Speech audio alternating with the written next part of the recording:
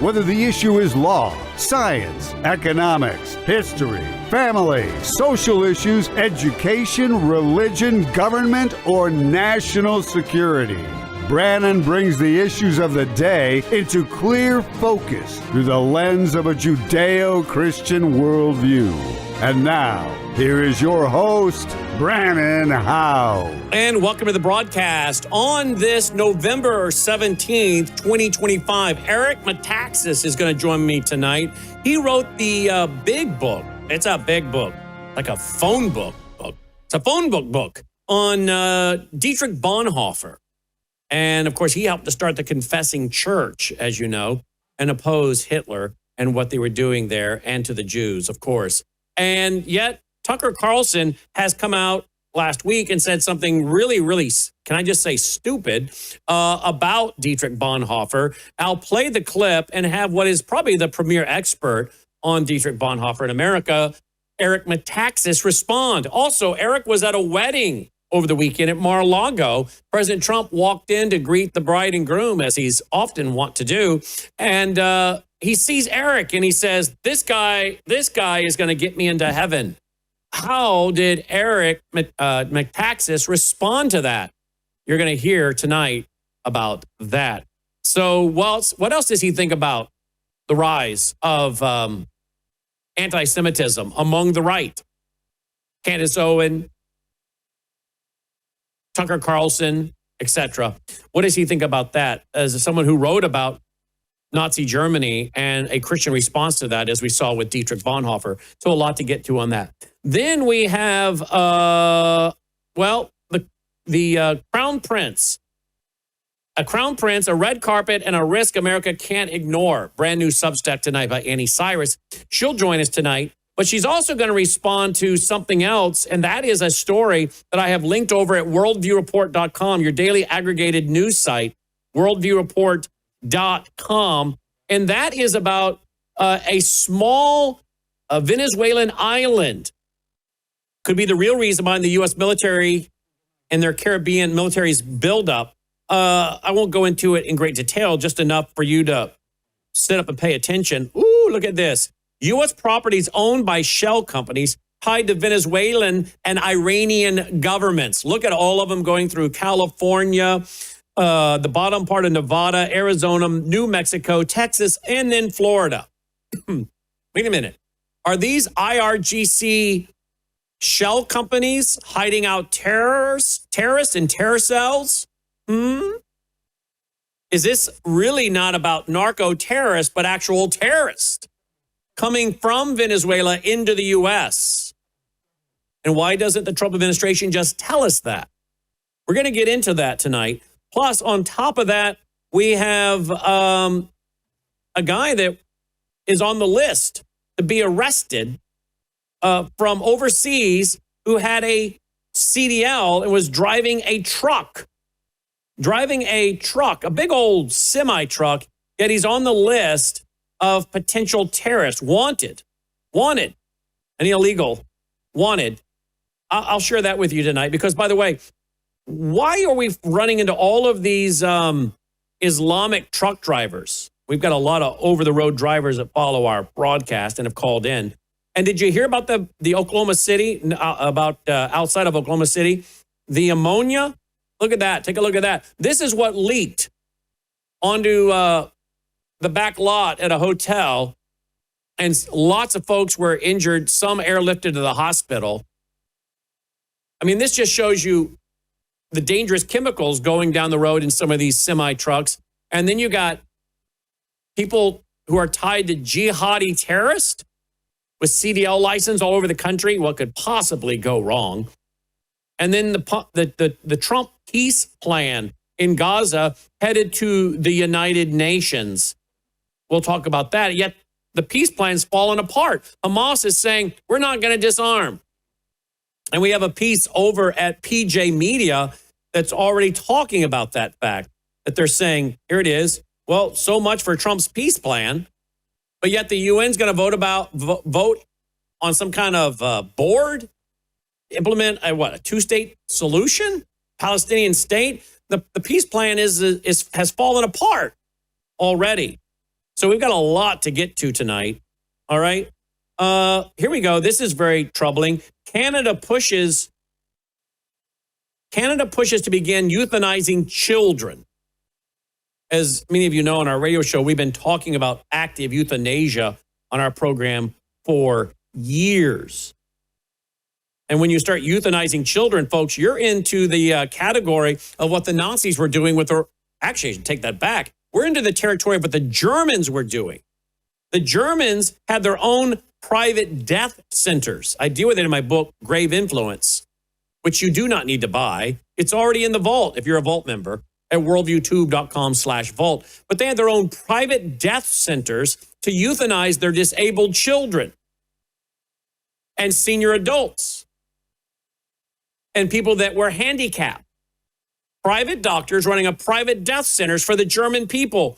And then the Third Reich comes to power, see what they're doing, takes the technology, and it's said, according to briefings to the U.S. Supreme Court and amicus briefings to the Supreme Court, quoted in my book, Grave Influence, that the Nazi leadership saw those death centers, what they were doing, and took some of those gas chambers, dismantled them, transported them, and reassembled them at places to be used at death camps. What I'm saying is the people often get the leaders they deserve. The people often set the tone for what government tyrants and dictators will take and expand upon. And when the people begin to euthanize their own children in Canada, you might want to sit up and take notice. As I've said for so many years in my speeches, a nation that murders its children eventually murders itself. Chronically ill people, the poor, disabled, depression, autism, even veterans seeking help for PTSD are being euthanized by the liberal government. Under current law, adults can apply for MAID, medical assistance in dying, even though they're not dying. So as long as they have a chronic illness, a disability, or they experience suffering. But organizations such as Dying with Dignity Canada are lobbying for a seismic expansion by opening MAID to children who are determined to be so-called mature minors. Advocates argue that children who can demonstrate full decision-making capacity should be eligible for euthanasia. Their proposal includes parental consent for those 15 and younger, but astonishingly, they claim the government should be allowed to euthanize 16 and 17-year-olds without their parents' involvement.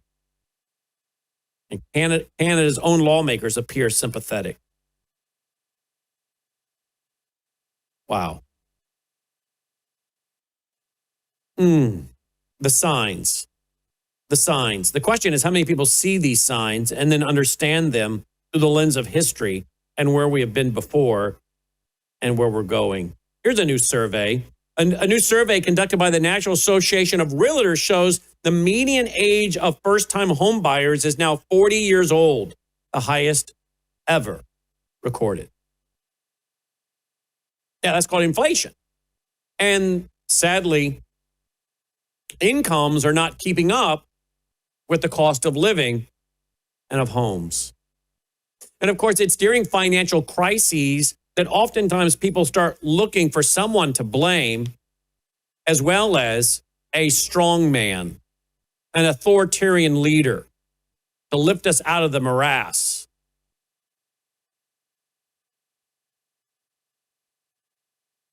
Is that going to be a global leader? Because this is happening all over the globe.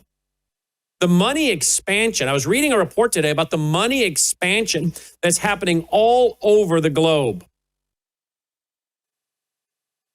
This is a global problem. Henry Spanks, a prominent man in the common market, the predecessor to the European Union, said years ago that we need a man to lift us out of the economic morass into which we're sinking. Send us such a man. We don't need another committee. We have too many committees. What we need is a man of sufficient stature to lift us out of the economic morass into which we're sinking. Send us such a man, and be he God or devil, we will receive him. I have given that quote for several decades now. It's a very old quote. One I memorized years ago and have used frequently. because that's exactly what I've been saying to my readers and listeners for years. When the world is falling apart, everything will fall into place for a world dictator, authoritarian to step onto the world stage. Today I was reading, as I said, this report about how many governments are massively inflating their dollars, debasing their currency. It's a global thing. And with economic problems, wars, rumors of wars, and so much more, it seems like the time is nigh for such a leader to step on the world stage. And the Bible says there's going to be such a leader. Here's another report. U.S. grocery prices have never been more expensive. The average cost of groceries for a family of four is now up to a record $1,030 a month. This marks a $280 increase since January of 2017, when the average family spent $750 a month. In 2021 to 2022 alone, grocery costs surged by $150. To put differently, a family of four now spends over $12,360 a year on groceries, compared to $9,000 in 2017. We are in an affordability crisis. Take a look at that chart. Now, remember, we've had on Mitch Vexler a couple times. He says the average family has $9,000 that separate them from losing their home. And of that $9,000, $7,000 is chewed up by property tax on average, leaving only a $2,000 buffer. And he's been warning that as inflation continues to go up, more and more Americans are going to have to make a choice between paying their property tax, paying their mortgage, or paying for food, essentials, clothing, the heat bill, the utility bill. So the question is, how much longer can this continue, and what will the solution be? And I think the inflation is going to continue. It came out today, this afternoon, this one right here, from the same financial newsletter, that President Trump, he announces that $2,000 tariff stimulus checks will be distributed by the middle of 2026. Now, whether that's true or not, because this was walked back by the Secretary of the Treasury, assent, but now it's come out again. So I don't know. That would be right before the midterms. So it seems like a good political move, but it certainly isn't a good financial move, because when you look at the rate of inflation now, what do you think it will be if we start sending out $2,000 checks to every American? Right? I don't know. I don't give financial advice. I give financial opinion. My financial opinion is you might want to be looking for hard assets. And many people that have the money to do it, indeed, they are looking for that hard asset. So you might want to go to worldviewgold.com, worldviewgold.com, to find all of our sponsors, at also worldviewtube.com/sponsors. Let me go there, worldviewtube.com/sponsors. You'll find all of our sponsors there, but there's the number, 1-877-864-1072, or worldviewgold.com. No risk, no obligation, free packet of information. How to put gold into your IRA, etc. Now, before we get to Eric Metaxas, what else do I want to tell you? I obviously want you to remember that I take Bella Grace each and every day. I take Bella Grace each and every day. Powerful elixir with 3 powerful ingredients. We also have now, of course, what is extremely popular, and that is their Bella Melt, which stimulates your body's own GLP-1 naturally without the side effects, we're told. Because it's just stimulating your own body's GLP-1, right? And the average person is losing about 4 pounds a week on this. And there are supposedly, according to the studies, lots of positive cardiac health benefits. So from the elixir to the Bella Melt, Melissa loves the skincare. It's all there, melissahousebg.com. melissahousebg.com. You know I do the Gatatana, or the Numi, which has the glutathione to detox your cells. Some studies show it may remove mercury from your brain, helping prevent Alzheimer's, dementia, and Parkinson's. I would say that, you know what? A satellite phone is not a bad Christmas gift, and the minutes roll over month to month, so you don't have to worry about running out. But if there is some kind of disruption in the country, electricity, power grid, etc., at least you'll have a satellite phone. And you can get not only the satellite phone, but solar chargers, solar generators, all of it at worldviewtalk.com, worldviewtalk.com, including bulletproof backpacks and a lot more. I hope you'll check that out. One of our great, great sponsors. Here's the other thing, folks, I would do. Worldviewhealthcare.com. I would get the medical kits with the antibiotics. This is another thing that you can get and keep in a safe, dry place and keep them for your family, but you can barter with this stuff. If somebody is in desperate need, they are more than going to be willing to barter with you big time for antibiotics, should we have a disruption in the country. So this is not luxury items. These are part of my essential prepper plan. I also, and you should check that out at worldviewhealthcare.com. You do know about worldviewstore.com. Worldview, let me go there, worldviewstore.com. I have about 3 years supply of freeze-dried food, but I would highly recommend, if you don't, you get some. But I also would highly recommend it for bartering with, because again, people got to eat. And if there is some kind of crisis in the country, if there's massive inflation, runaway inflation, you're going to have a supply chain problem, because people are going to realize my dollars are buying less today than they will next week. So I'm going to buy up everything I need while my dollars are going to buy more. And the grocery stores won't be able to keep up. This is a matter of history. This has happened before in history. Why not get good food? This is real food. It's just been freeze-dried. Boil water, add the water, and you're eating real food. Includes vegetables, fruit, gluten-free. And I would not only get enough for my family for a year or two, I'd be getting enough to barter with. That's what I've done. If you're looking, and I don't give financial advice, I give financial opinion, but if you're looking for something as a medium of exchange, think essentials. Coffee, food, freeze-dried food with a 25-year shelf life. It's all there. My new book on October 7th is out. I think they're about to add my new book on sabotage, right, Logan? Or siege. Which one is out, Logan? Siege. Now, that's not in the store yet. They're going to get it there. But you don't need to buy the new book, Siege, based on my documentary. That's out in the vault already at worldviewtube.com/vault.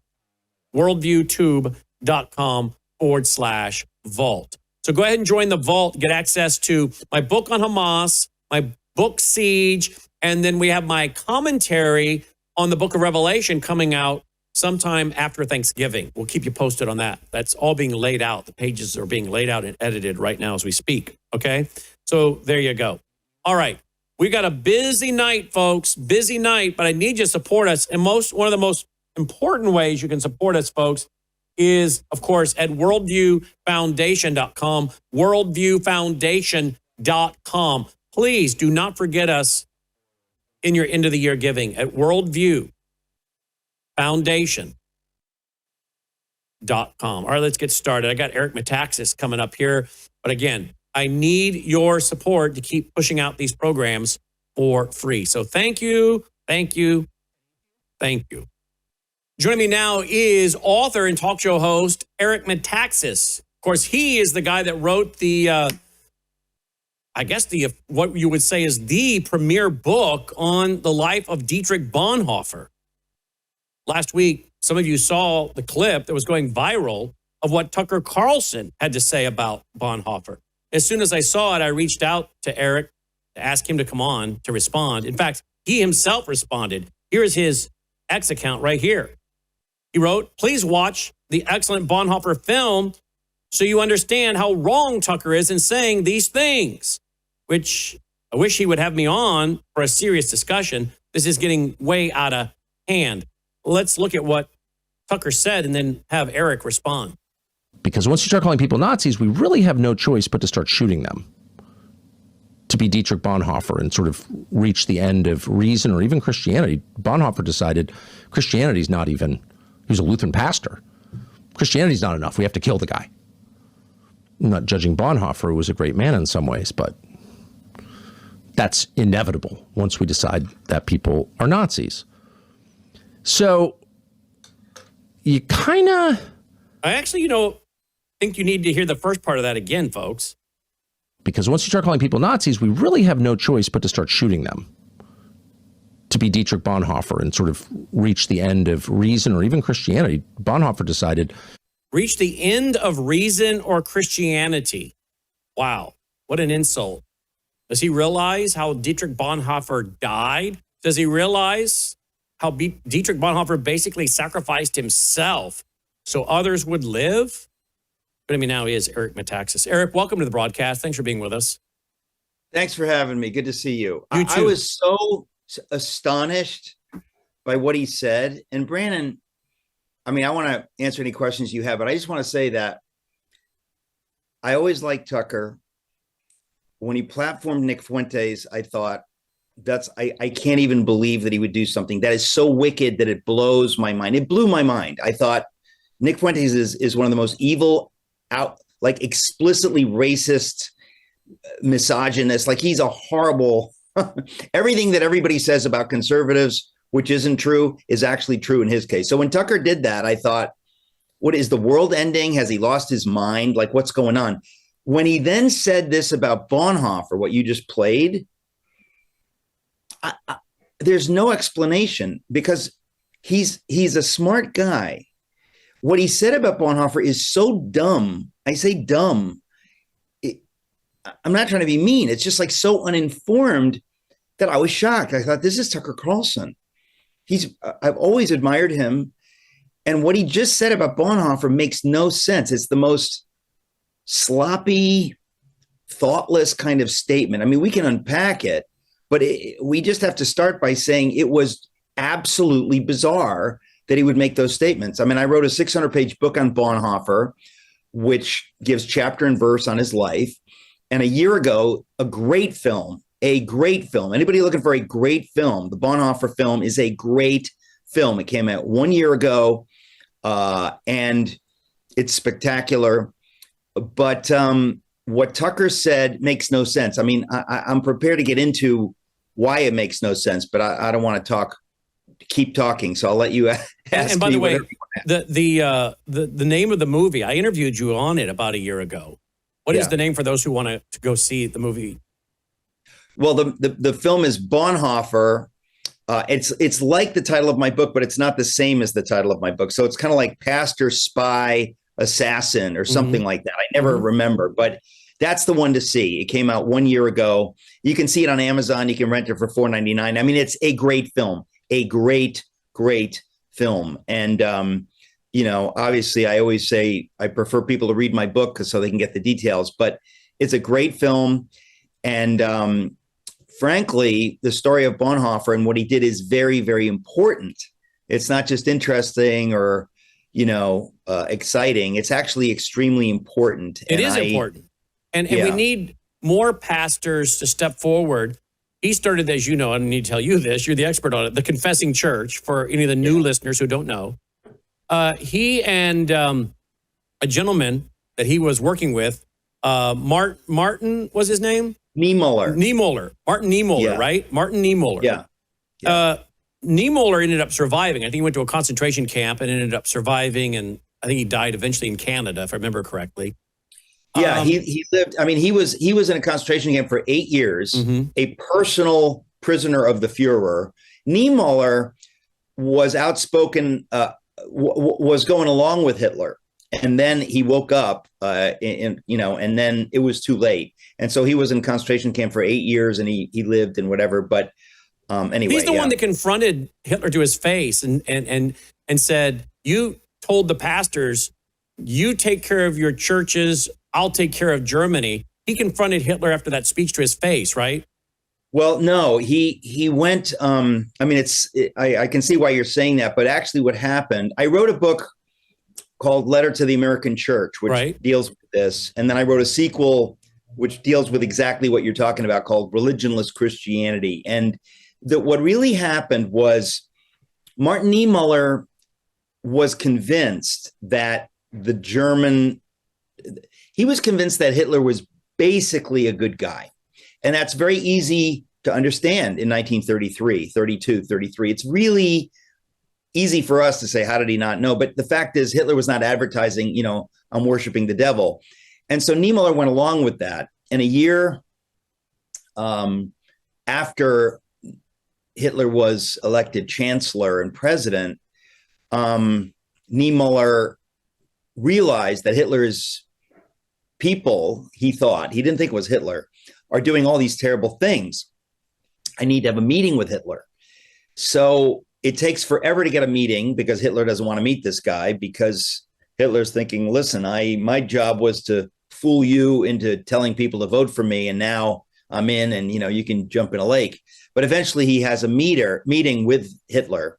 And in the meeting, the mask comes off and Hitler reveals who he really is. And that's when Niemöller understands, what have I done? This is an evil man. And this man is not going to do what he said to me. In the beginning, when he first met him in 1932, Hitler said, "Oh, we're going to leave the churches alone. We don't want anything to do with the churches. We're not going to bother the churches. We will not institute pogroms against the Jews." Of course, he did both of those things. He was bullying the church and stuff. So Niemöller wants to have this meeting with him, and in the meeting tries to. This is really the punchline.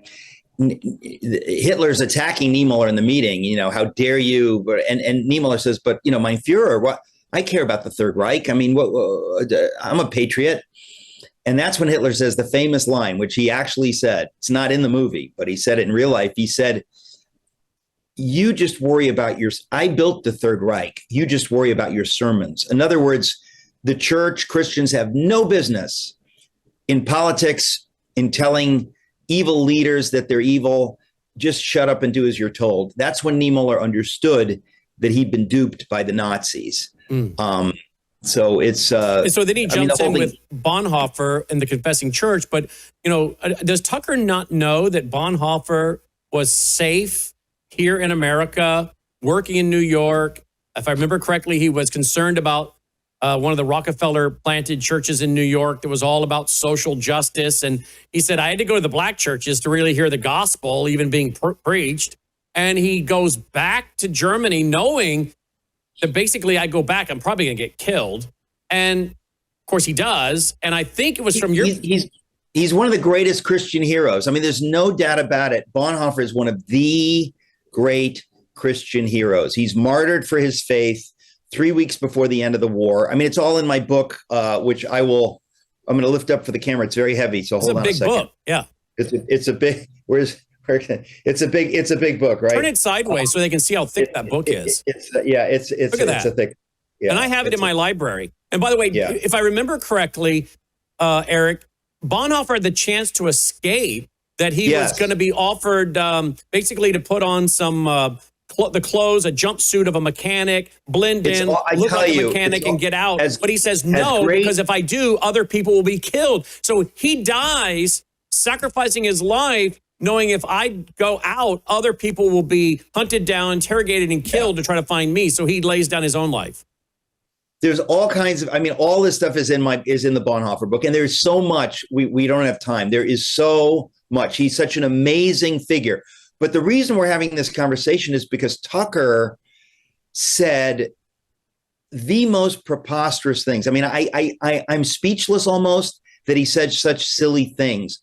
He said, first of all, he said, when you start calling people Nazis, that's when, you have no options but to shoot them, right? And I thought, well, first of all, Bonhoeffer was among actual Nazis. So it wasn't like he's calling people Nazis. He was among actual Nazis, and he didn't advocate shooting Nazis.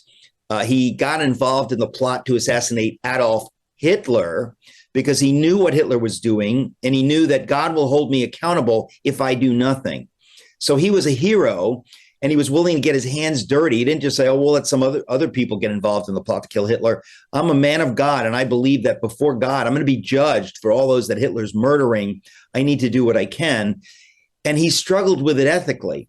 So I'm just scandalized, Brennan, about the way Tucker, again, I want to think well of Tucker, but what he said is so crazy. Well, he said when you reach the end of Christianity, as though somehow Christianity doesn't include self-defense. And you and I, of course, students of the Bible, in this audience, students of the Bible, we know that we are the government in our form of government, republic, and that we have the right to self-defense, and that the sword is given to the government per Romans 13 for righteousness. So how can you say you come to the end of Christianity? No, what I'm saying is what he is saying was so confusing that it's impossible for us to untangle the mess. First of all, Bonhoeffer did not murder or get involved in the plot to murder Adolf Hitler. The Bible says we should never murder, but it doesn't say all killing is murder. When David kills Goliath, we don't say, oh, David murdered Goliath. Right. No,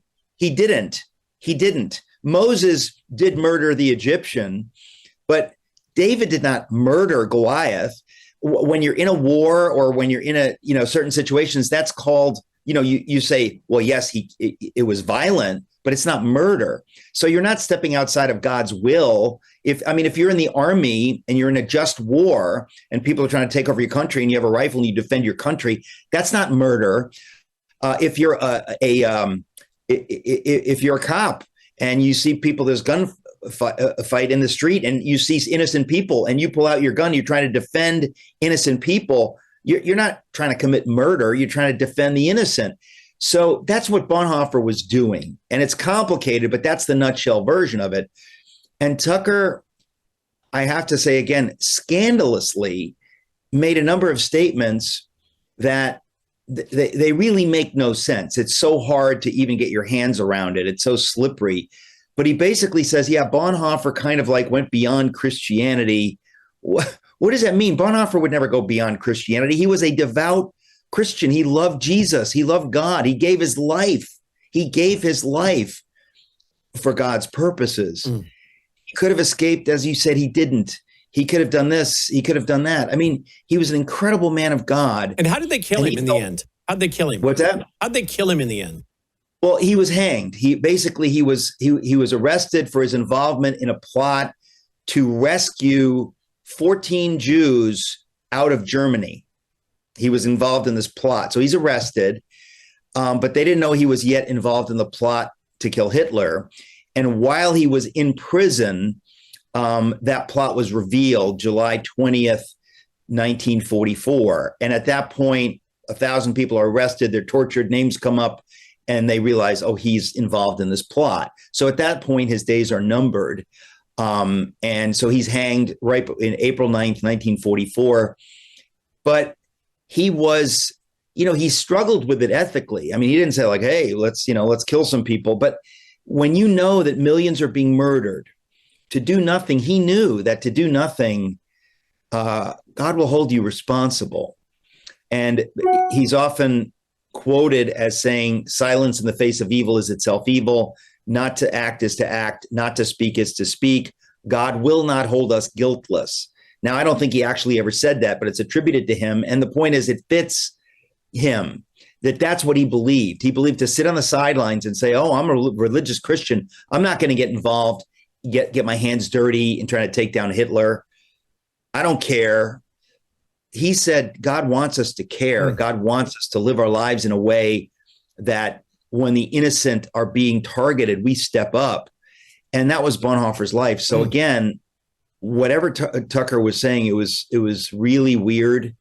And I almost couldn't believe it. So yeah, it is hard to believe, particularly when you have the history and go study. I want to get into the rise of anti-Semitism. But before I do, I want to clear away any misconceptions about Bonhoeffer, because I will get emails from very conservative evangelical Christians saying, but wasn't Bonhoeffer a big proponent of social justice? And I try to explain to them, wait a minute, he was in America criticizing the social justice, and everything was about social justice. That not enough churches were pushing and promoting and preaching the gospel. So how can you say he was for social justice when he's criticizing it? And I think he was hijacked, right? His name and persona was hijacked, right? That's the point. And the funny thing is, when I wrote my book, came out in 2010, I didn't know what I would find. I thought maybe I'm going to find somebody who's kind of like socially liberal or whatever. Who knows? So I do the research, and I am stunned that all the stuff I've heard about Bonhoeffer is totally wrong. I was really shocked that these basically theological liberals hijacked him. They hijacked his memory, they hijacked his legacy, and they presented this Bonhoeffer that when I did the research, I thought, this is just wrong. They're totally wrong. They're making him out to be some kind of a liberal. He was not. And so they really misrepresented him. So my book, without intending to, ends up telling the true story. And that's why it did very well. It sold, I'm proud to say, over 1 million copies. And it was translated into 20 languages. Wow. And as I said, a movie came out last year. I recommend the movie, folks. I'm not kidding. It is a great movie. It's not like some little Christian movie. It is a great, great movie that tells the story of Bonhoeffer. So, I tell people you can just rent it on Amazon. It's so well done. I was involved in it, and it's a great movie. But he is one of the heroes of the 20th century. And did we ever think that here he is, a Christian standing up for the Jews, giving his life because he stood up for the Jews? Did we ever think all these years later anti-Semitism would be on the rise in the United States of America in some conservative circles? Mm-hmm. It's despicable. We need to stand against it. Let's talk about that, because it is rising.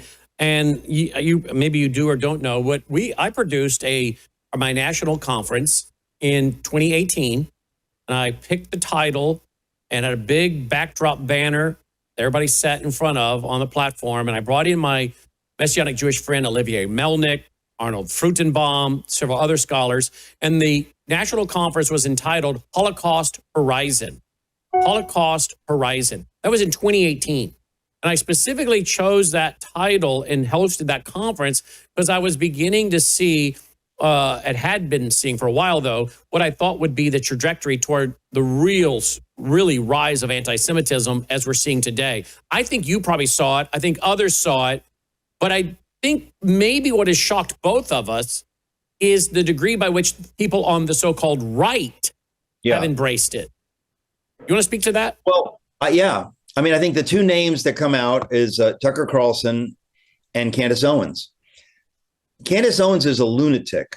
I mean, just because she may be right about some stuff, but she has said stuff that, I mean, I know the people that she's accusing of being involved in the murder of my friend, Charlie Kirk. I know these people, and I'm just shocked. I don't know if she's just looking to make money or for clicks, or I don't know what's going on, but it's nasty. She seems to be a fire-breathing anti-Semite, which is a nice name for Jew hater. And Tucker has had people on his program who seem to be undermining the idea that the Holocaust really happened. He's had people on his program who make it seem like Churchill was the villain of World War II. America should have not gotten involved. Hitler wasn't that bad. If we just left him alone, everything would have been fine. You know, the kind of stuff that you think, am I dreaming? Am I dreaming? So I do not know what's going on, but I know at this point, we have to reassert the basics. If you love Jesus, you love the Jewish people and you love the nation of Israel. This does not mean that you approve of everything they do, that you approve of Netanyahu, everything he does. No, but we're supposed to have some kind of feeling about this is the land where it all happened. This is the land that God gave to the descendants of Abraham. This is the land. I was reading this morning, actually, in my devotions, and I was so amazed to see it, that there is I mean, it's all over the Bible.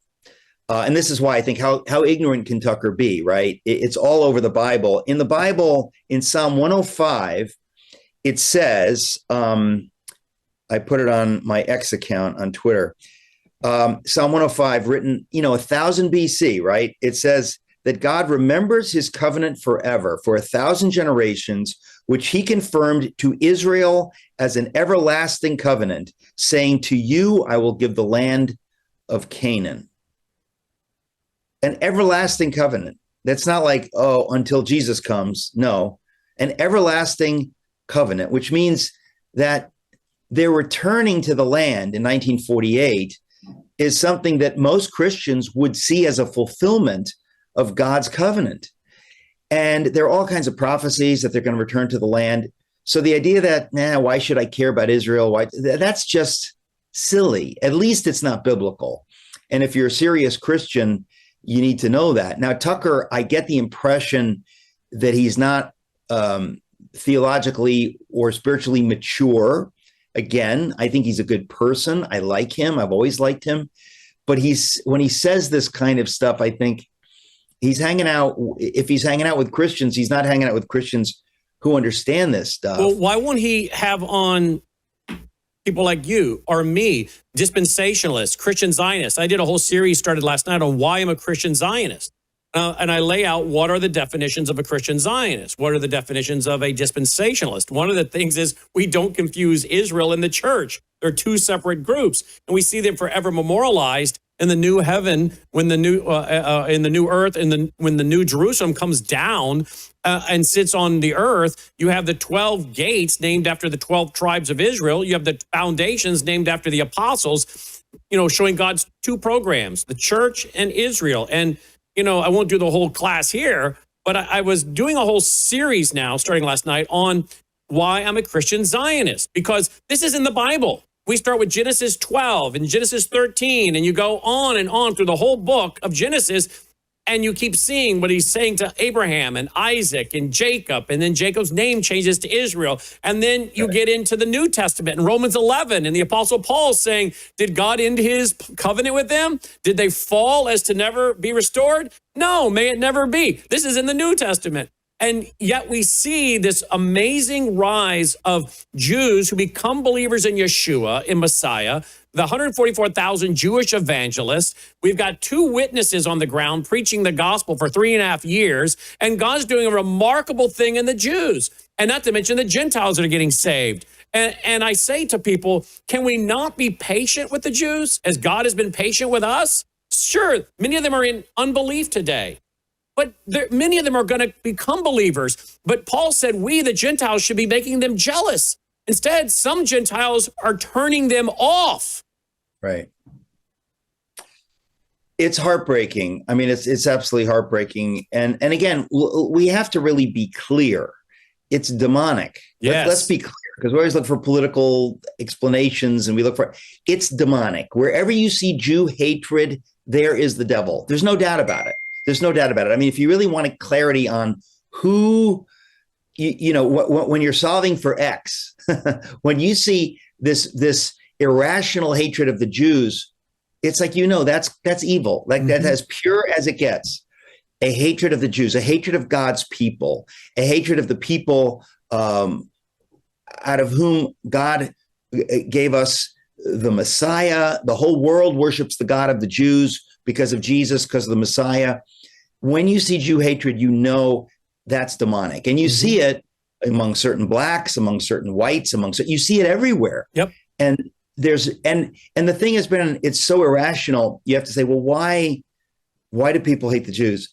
That actually proves to me that they're special to God, because it makes no rational sense. Why would you hate the Jews? There's all kinds of groups in the world doing all kinds of terrible things, whatever. Why focus on the Jews as, the locus of all evil in the world is the Jews? Why? Well, it's irrational. Because God has a plan for them. And Satan knows that if the Jews become believers in mass numbers, and then in the tribulation they cry out, blessed is he who comes in the name of the Lord, then the Lord returns and sets up his kingdom and crushes Satan. So Satan's like, well, I guess I better wipe out every Jew in the world so they can't come believers and cry out, blessed is he who comes in the name of the Lord. So God's kingdom doesn't come, because after his kingdom comes, he's throwing me in the lake of fire. So, I mean, it's self-preservation. Why would you go around attacking 0.02% of the population of the world, number one? But the fact that the Jews are being so attacked that should show us that this is a spiritual demonic plan. Why is it Islam is getting such a pass from the right? Why is Qatari put $40 million, $40 billion into our educational system? I mean, it's so funny too, because if you want to see demonic power, yes. Look at radical Islam. Like, have you ever seen anything more obviously demonic? Right. It's so obvious, but Tucker and Candace Owens don't want to talk about that.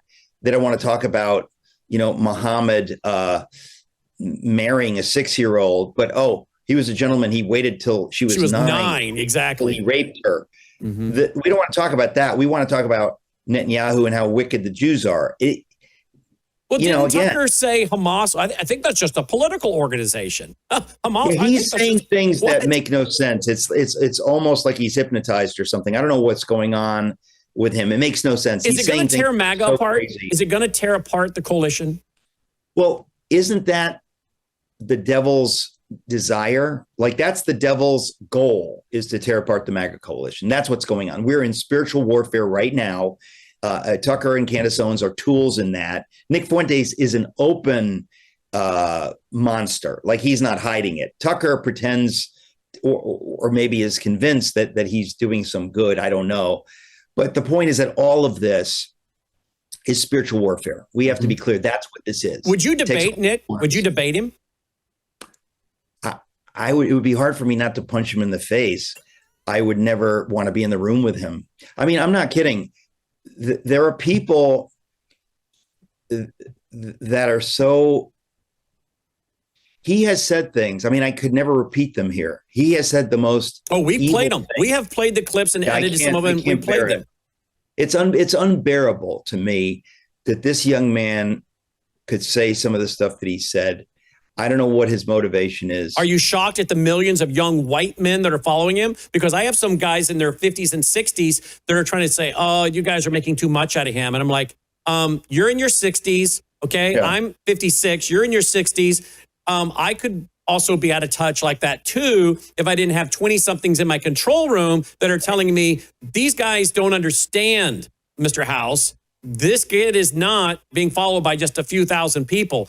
Yeah. This kid is permeating that young 20-something generation, which is very disenfranchised. They can't find a job. They get out of college, have a lot of debt, DEI. Look, how do you think Hitler attracted followers? He basically told them what was true, right? Right. That's the way evil works. In other words, there's no such thing as we're just going to say pure lies. We're going to sprinkle truth in, and obviously Nick Fuentes is saying things that young men are identifying with, right? I mean, we've had all this, DEI lunacy, as you referred to, demonizing young white men and so on and so forth. So a lot of these young white men, if you're not a Christian, if you don't love Jesus, what's your answer?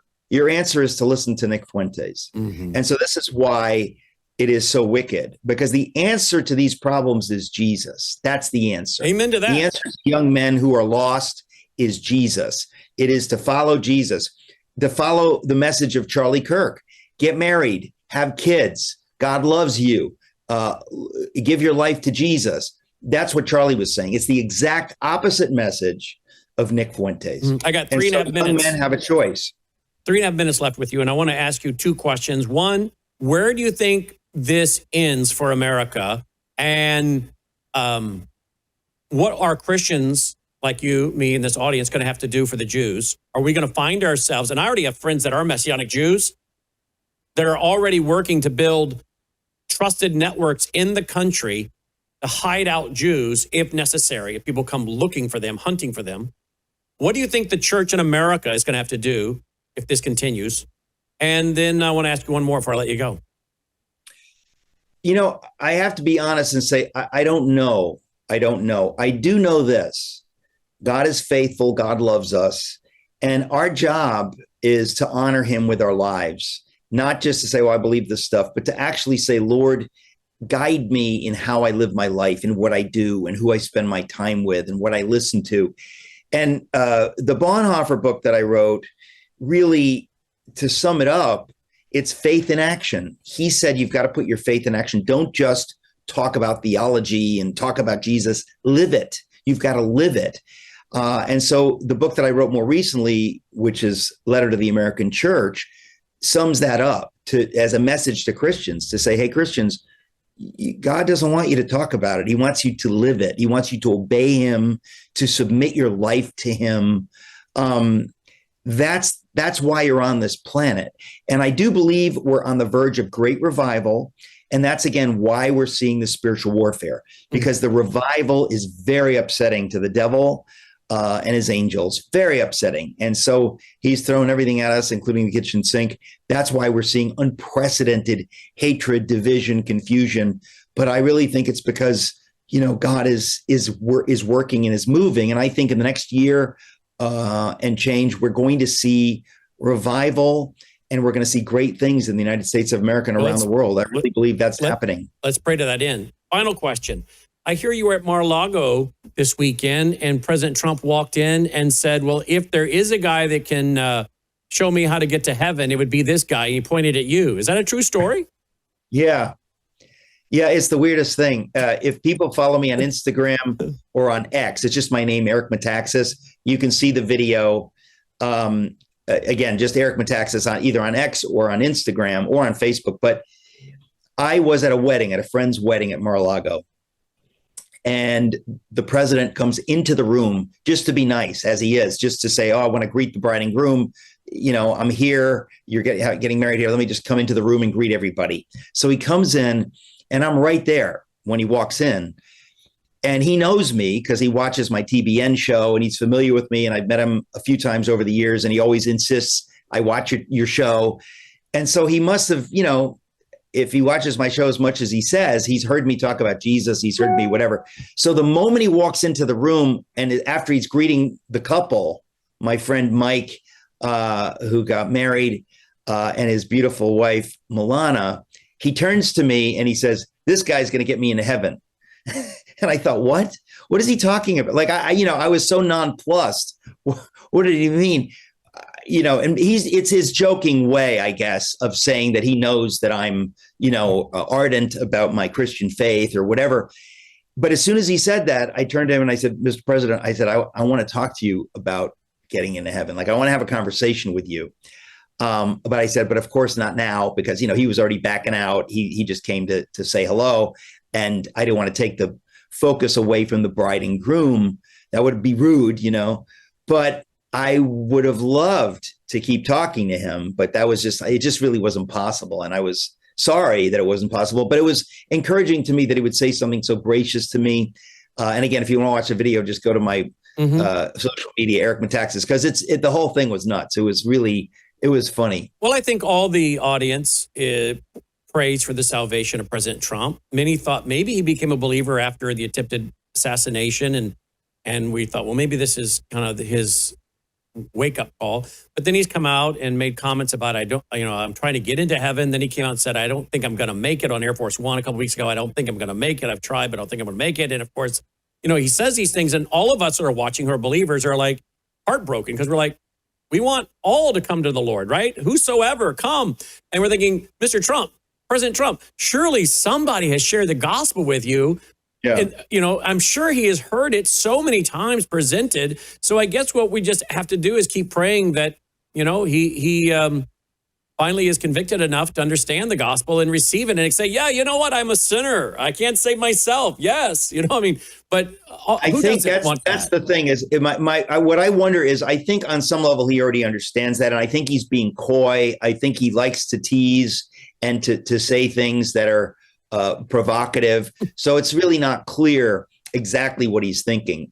But I think for him, even to say that, I don't know if I'm going to make it, or I'm trying, or like, that's a level of humility to say that, you know what, even the amazing Donald Trump doesn't know if he's going to get into heaven. That's a beginning of a conversation. That's a very good point, because at least he's not saying, you know what, I'm a good person. I'm going to get in because I'm a good person. At least he's not saying that. At least he's acknowledging I'm not good enough to get in, but I'm trying. So at least he's not doing what most people would say if you gave him a man on the street interview. Why are you going to go to heaven? And if so, why? Because I'm a good person. So yeah, that right there is a pretty good point. So that's a start.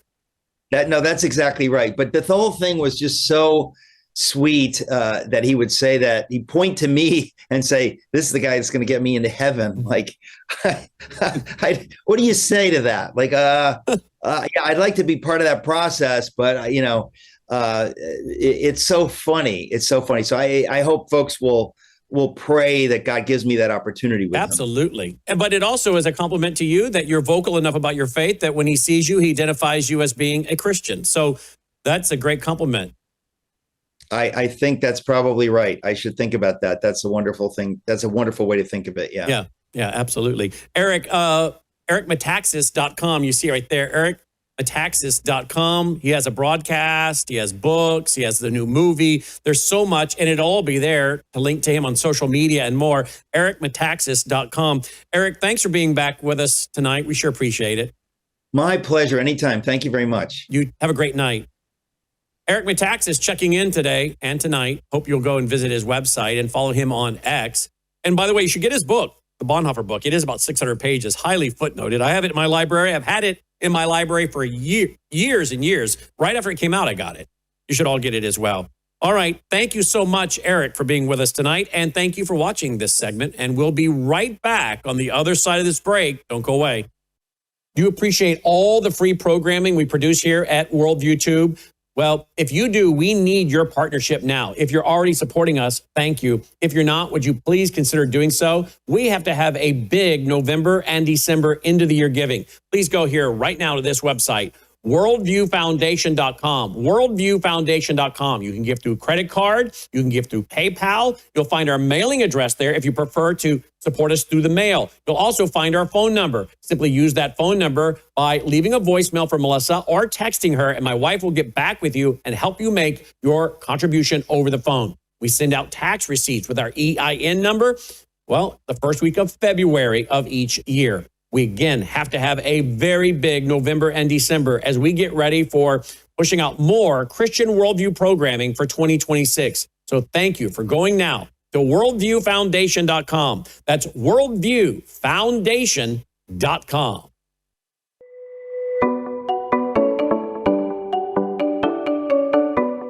Introducing the Sentry Wellness System, the ultimate undersink water treatment solution designed with you in mind. Say goodbye to harmful toxins and hello to water enriched with essential nutrients like calcium and magnesium. Enjoy the benefits of increased pH for on-demand alkalinity, all from a zero-waste system that fits seamlessly into your home. Installation is a breeze, taking just 15 minutes, so you can have clean, healthy, great-tasting water straight from your tap. Perfect for apartments, homes, rentals, and even RVs. Elevate your hydration and well-being with the Sentry Wellness System because you deserve the best in every drop.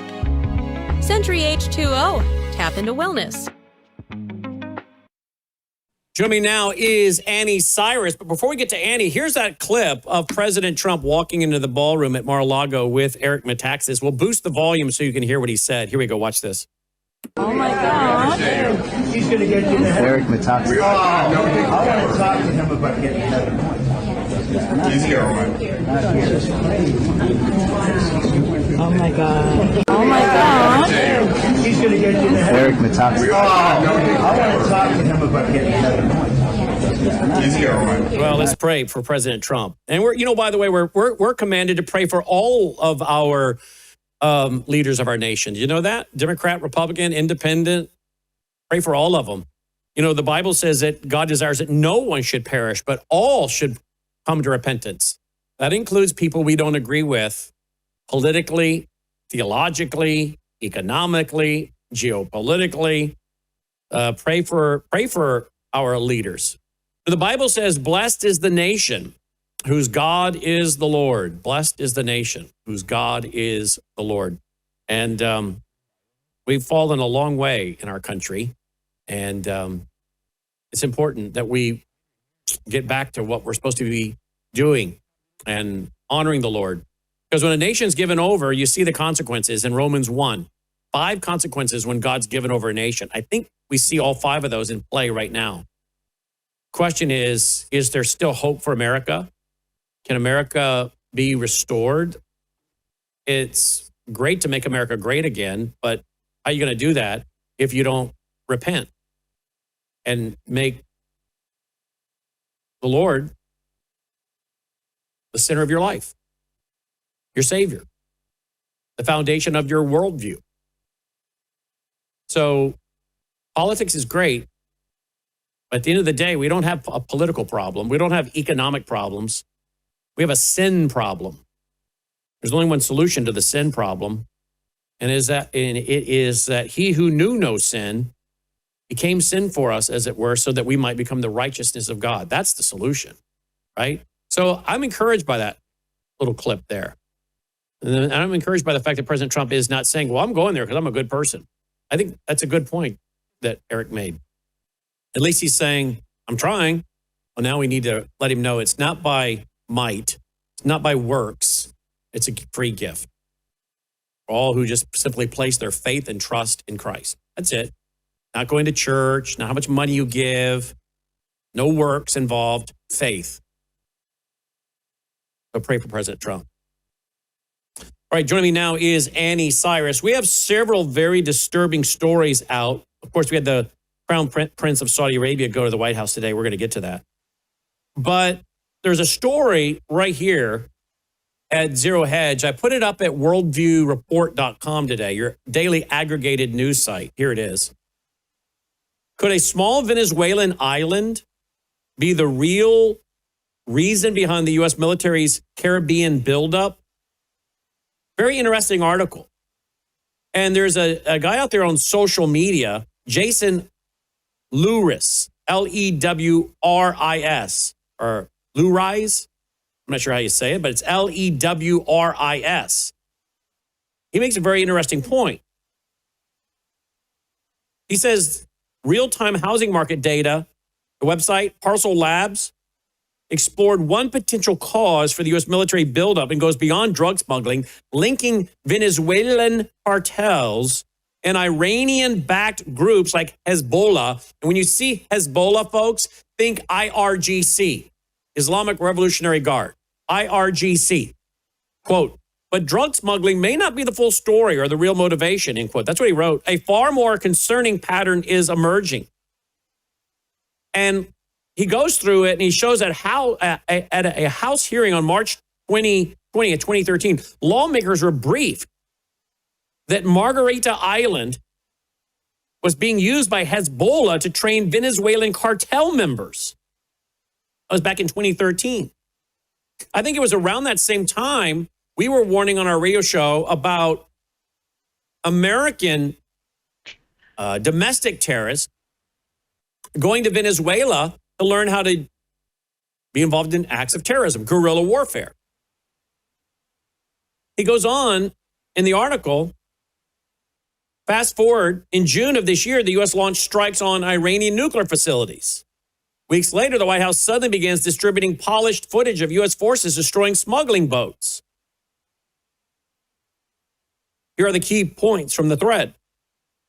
U.S. military actions as cover. The White House has ramped up release of dramatic videos showing U.S. forces destroying drug smuggling boats. This follows U.S. strikes on Iranian nuclear sites in 2025, June of this year, includes quiet military buildups in Puerto Rico, suggesting a broader response to threats. Historical ties on Margarita Island since at least 2013, per a House hearing. Venezuela Island has been serving as a Hezbollah training hub for local cartels, facilitating exchanges of tactics and resources.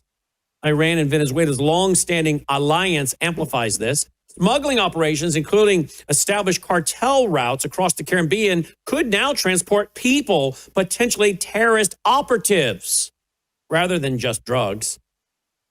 Dense clusters of Venezuelan and Iranian-owned U.S. properties via shell companies tied to their governments near the southern border provide safe havens and build up over years. Look at this chart. Look at this.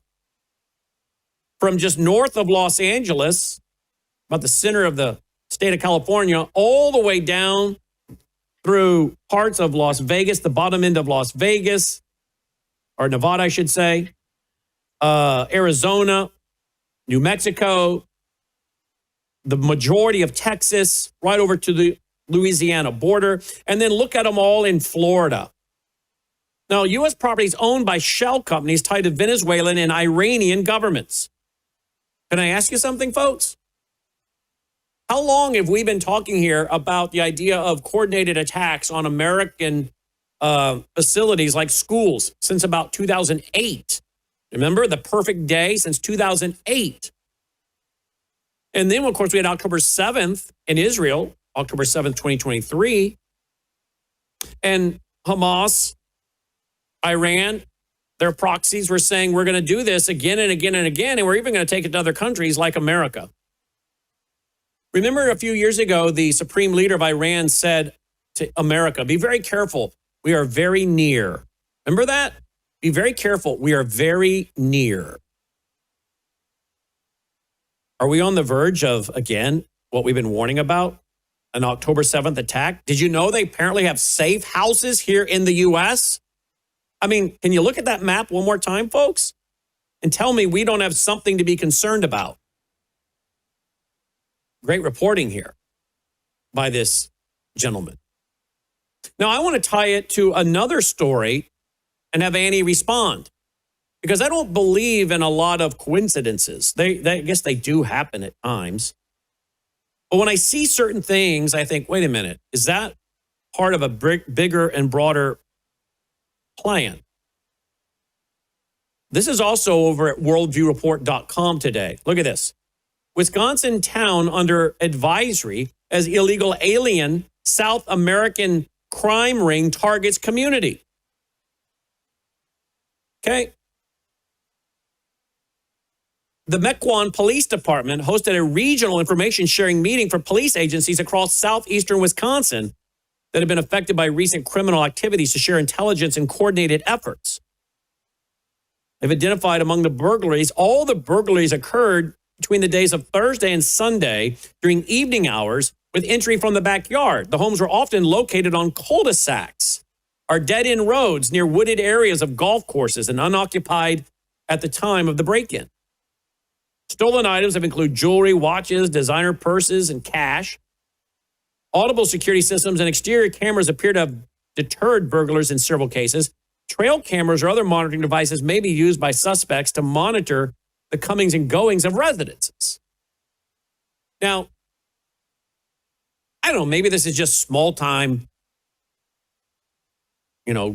gangs from South America. Maybe these are just small-time criminals. But maybe not. Maybe this is the testing of communities, communications, reaction. Remember, Sarah Adams, the former CIA gal, has been warning that these guys also want to carry out an October 7th, like we've been talking about for some time. She's saying the same thing, independent of us. I've never talked to her before. I'd love to interview her. I've never talked to her. But independently, she, Annie, myself, others, we're all saying the same thing because we all study the same data for the most part, open source. She's been saying they want to hit communities with veterans, military veterans who were involved in Iraq, Afghanistan. Are any of these communities heavily loaded with military veterans? Now, there may be no connection at all, but I would say we should be asking ourselves questions. Why are they here? Is it just to steal jewelry? Don't they have other things to be involved in? Gun running, drugs, sex trafficking? They got to break into houses and hope they find a Rolex or something, some cash? Or is there more to it? And then another story came out today, and that has to do with the fact that you have folks that are Palestinians. A mysterious flight of Palestinians arrives in South Africa. And there are folks on social media talking about the plane load of 153,000 Palestinians from Gaza. Okay? And they're arriving, 153. Thank you for the correction. 153. Now, how quick will it take them to get from South Africa to America? Of course, we know that South Africa has fallen a long time ago, thanks to the Marxist Nelson Mandela, the red-green axis. Are we going to see some of these guys making their way into America now? Don't forget, they captured a guy in Louisiana that had been a terrorist who helped to carry out October 7th in Israel, and they captured him a few weeks ago, I should say, in Louisiana. I think we should be paying attention. Somebody's onto something here when you start talking about U.S.-owned properties, shell companies tied back to Venezuela and Iranian governments. That's the IRGC. That's Annie's wheelhouse. Let's go to Annie. Anni Cyrus joins us of liveuptofreedom.substack.com. Hello, Annie. Hi, Brennan. How you doing? I'm hanging in there. What do you make of that little monologue? I think you're onto something big, something I started talking about in August 12th. If your audience would go to my Substack on August 12th, I released a Substack titled "Iran's Nuclear Plan B: Bomb Beyond Borders," and the second country I named with a long paragraph is Venezuela, where in that paragraph I mentioned that the relationship between Iran, IRGC, and Venezuela started early 2000. And I break down the relationship. And I break down how they use Venezuela to smuggle their people, their weapons, and now they're using Venezuela to store their nuclear pieces. That was in August 12th. And the first time there was a talk of U.S. going into Venezuela, I said, I don't buy the cartel fight. I don't. Most likely, Trump administration has received details, information, data that after what happened in 12 Days War, they could turn around and hit us here, them being IRGC. And from there, the cover-up started. Okay, we're going to go clean up cartel and drug dealers in Venezuela. But back then, I said this is about IRGC in Venezuela. Nothing more, nothing less. I mean, the icing on the cake is clean up cartels and drug traffickers and all of that. But what caused it, especially if you track back the timing, it's about the same time this Substack came out, when the information was leaked that Iran is building their nuclear bombs in 6 different countries, head of it, Venezuela. So I agree. This is not, with the report that you were reading, he's right. This is not just about the cartels or drug. It's deeper, and it is Trump administration coming to realize that Iran can hit us a lot easier, way easier than we ever thought. And that's thanks to Venezuela. Don't you remember the supreme leaders saying to America a few years ago, be very careful, we are very near? Yes, I actually translated that Friday morning sermon myself. Yes, I do remember. And let's not mention, recently also, the supreme leader has come out way more than usual. After hiding in the bunker for weeks underground, he's showing his face a little too much. And every single time he's talking directly to Trump. Threats and threats and threats. And of course, most of the time when I report on it, most Americans just put the laugh emoji on the comments because they don't want to believe that we could be that vulnerable. Because they don't know they don't know that that IRGC apparently owns, I mean, it looks like hundreds, if not more, hundreds and hundreds of houses throughout America under shell companies that can be used to put their sleeper cells. Exactly. Well, what they should know, I know, I asked too much, but between your reporting and my reporting, everybody should know where we are with Iran, with IRGC, with Hezbollah, with $200 million given to Lebanon government, trusting them to disarm Hezbollah like they have anything to do with Hezbollah. We recently gave them $230 million, Brandon, to disarm Hezbollah. And this morning, Israel reports that they had to kill 2 more Hezbollah leaders. Israel is still fighting Hezbollah while IRGC is using Hezbollah members in Venezuela, and we're giving money to Lebanese government. Make that make sense somehow. Look at this headline from Israel National News. Hamas stockpiling weapons around the world for post-war use. According to a Cannes News report, Hamas has begun storing advanced weapons, listen now, in Africa, Yemen, and other friendly states to smuggle later into strategic locations, undermining disarmament initiatives. Again, I wonder about some of these guys in South Africa getting weapons and then being smuggled into the U.S., the fighters and the weapons. I mean, so many of the ships coming into America, they're not vetted. We don't scan all of these cars, these box cars. What do you make of Hamas storing weapons around the world for post-war use? Well, let me start from the bottom of that headline. Hamas has never agreed to disarm, so you can't say they're undermining the initiative. If you didn't agree to the initiative, you're not undermining it. That's number one. Let's make this very clear. Hamas has agreed to 1 out of 20 points, and that was releasing hostages, which were frozen on that phase 2 anyways after 6 weeks.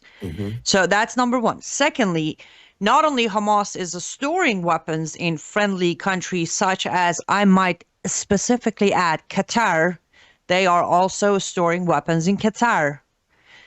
Also, Iran, on Wednesday, it was reported that Iran has doubled its transfer and smuggle of weapons to Hamas as well. They're not going to agree to disarm, and if they're forced to disarm, they will fight back, not just in Gaza border, but here on our streets. And yes, I also reported on that 153 supposedly, by the way. Here's the thing, Brennan. How do we even know they're Palestinians? Because the president of South Africa specifically said, we cannot send them back. They are people from a war-torn country, even if they lack proper documentation. So how do we even know they're Palestinians?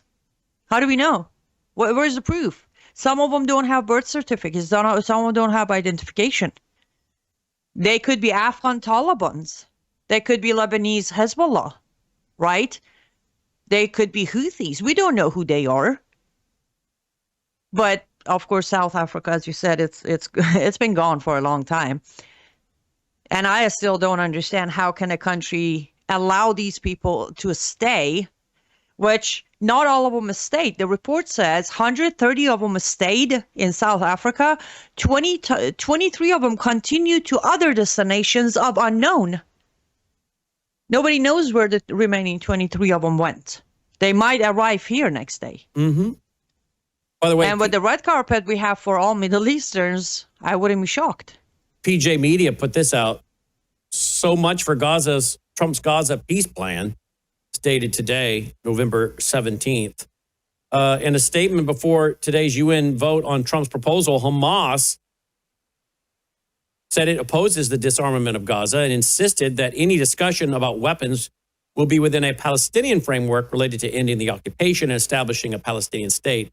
Calling Trump's plan dangerous, Hamas described it as an attempt to impose international guardianship over the Strip and claimed that humanitarian aid could become a tool of blackmail that pushes out UNRWA and Palestinian solutions. Any international force must be directly subordinate to the UN and work in coordination with the official Palestinian institutions without the participation of the occupation. That's what Hamas said. Of course, we know UNRWA, folks, the UN, that's where a lot of these terrorists, they had come through that UNRWA school. Many of the faculty we reported on and showed social media, them reportedly celebrating the attacks. And then I think they found weapons in the UNRWA building. And so if you're working with this group, this is not a group that's going to police them. It seems to be a group in cooperation with them, Annie. Yes, and let's not forget, rightfully so, Bibi also said yesterday on a cabinet meeting that he said our opposition to a Palestinian state west of the Jordan remains firm. It has not changed in the slightest. So you have Bibi, who's standing his grounds of no two-state solution. You have Trump pushing UN to sign off on his two-state solution. You have, Saudi Prince coming to get the two-state solution. And then you have Hamas saying, give us the two-state solution. I agree with the title of that. So much for the peace plan. But the question is, if you look at here I go picking on Trump again, but if you follow, it's like he's not playing for the same league. Like he's just doing his own thing. Phase 1 hasn't been completed. He's on his way to get UN resolution signed for the two-state solution. Who does that? You haven't finished step 1 and you have jumped to number 9 on your plan while he already got friends to agree to his number 12, which is French police training the Palestinian police. He's all over the map with his 20-point peace plan, while again, Israel is under fire every day from Houthis, from Hezbollah, somebody asked me what would be grounds for Israel to hit Iran back. I said Israel can hit Iran right now. Every time there's a missile coming at Israel from Hezbollah, Houthis, or Hamas, that's Iran breaking ceasefire. Because everybody knows all of those weapons are coming from Iran. Yeah. But bottom line is, everything you're stating and everything you're reading should get people to think for themselves. Is this really about a peace plan, or is this about a peace price? Because there are two very different things. Well, and is the strike on these drug cartels coming out of Venezuela, is that what that really is, or are they striking? No, that's just icing on the cake. I guarantee. Again, I really encourage you people to read my Iran's nuclear plan B on Substack, and that will show them the timing when I wrote that, when I got the information to write it. Mm-hmm. Right after that Trump administration suddenly started poking at Venezuela. This was less than a month after the ceasefire of 12 days war. The timing lines up perfectly that they went to Venezuela because they finally, I'm sure if I got the leaked information, they got it too. Trump realized, they are way closer to me and my people than I realized. So let's go wipe them off. So you agree with me that I don't think this is about drug smuggling. I think he's not hitting narco terrorists. He's hitting actual terrorists that are being transported to get into the U.S. Agreed, 100%. So let me just make sure our audience understands. We already have a map. We've shown you of what is said to be IRGC safe houses here in the U.S. This guy is putting out. We have an island that's been known since 2013 to be training Iranian terrorists.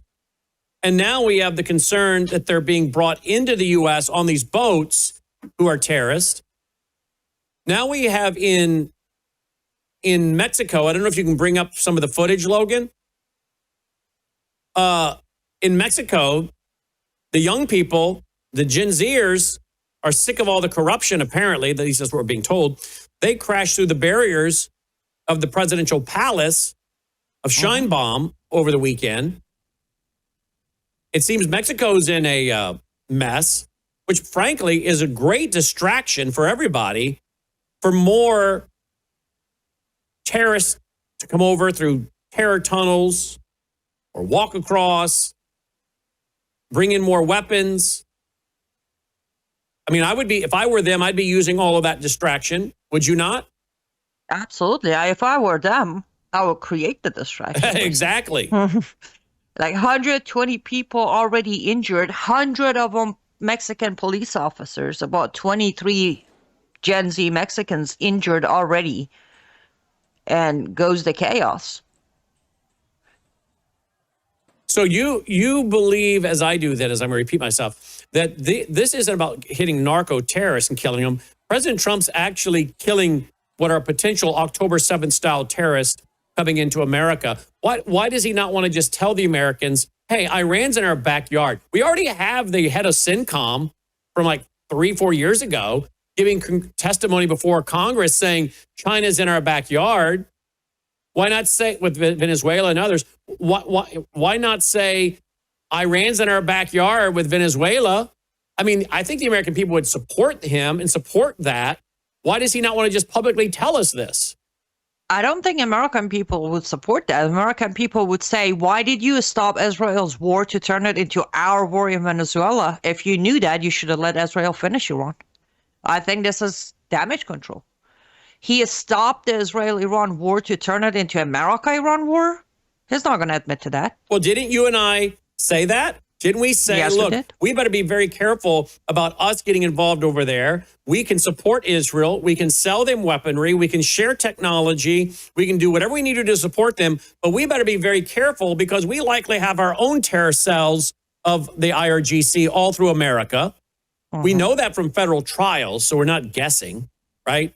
And so we said we better be careful because they may decide they're going to start letting some of these terror cells loose in the U.S., so maybe we should just continue with our own, counterterrorism here in our borders and not send our troops overseas, but be busy here trying to find these terror cells that are here and just support Israel, sell them stuff.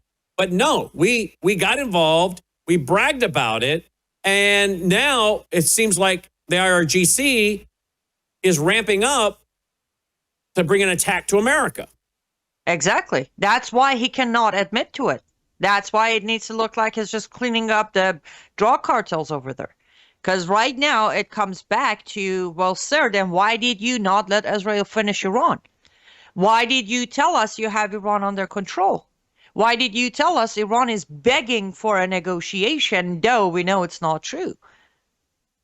So he's going to have to continue as a cover of, the bad people, cartel, drug, I'm doing that. Mm-hmm.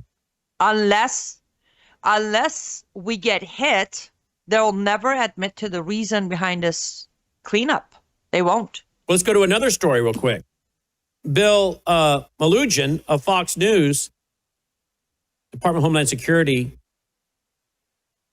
DHS, Department of Homeland Security, confirmed to Fox News that ICE has arrested an Uzbeki illegal alien, wanted alleged terrorist who is driving an 18-wheeler in Kansas and had been given a CDL license by the state of Pennsylvania. 31-year-old who has an arrest warrant in Uzbekistan since 2022 for being a member of a terrorist organization and is accused of distributing terrorist propaganda, calling for jihad online, and recruiting terrorists. Per DHS, he was caught and released at the border by the Biden administration in February of 2023. ICE arrested him on November 9th while he was working as a commercial truck driver. He was granted work authorization by the Biden administration in January of 2024 and has a commercial driver's license issued by the state of Pennsylvania. Here's the concern. We keep finding out about all these Islamic, Middle Eastern truck drivers. Now, we have a lot of over-the-road professional drivers that listen to our broadcast, and they have called in on radio and told us that sometimes when they get out at certain truck stops, they're the only white guy. They're all foreigners. And we keep hearing about all these guys from the Middle East driving trucks. Would this not fit into the idea of a terrorist attack on America if you have thousands of these Islamic truck drivers? Can you imagine? Can you imagine? I mean, I don't want to give them any ideas, not that they don't already know them, but can you imagine at a high speed driving these trucks through crowds? Could you imagine? Who knows what else they could load them up with, right? But could you imagine? Could you imagine these trucks crashing through the flimsy chain link fences of power substations and taking down power substations? I mean, you're talking about a massive weapon here. Again, yes. We could even get more descriptive, but I don't want to give away too many ideas. But what are your thoughts? Is it just coincidental? All of a sudden we have reports by over-the-road drivers from all over the country telling us we see so many Muslim drivers? Right. Well, let me do one thing real quick because I feel like the urgency needs to be expressed. There was a time when we dealt with Middle Eastern Muslims. Now they have expanded. For example, Uzbekistan is Central Asia. It's not even inside Middle East. Based on my look of all these arrests and information, we are facing an entire Asian Islamic jihad against us.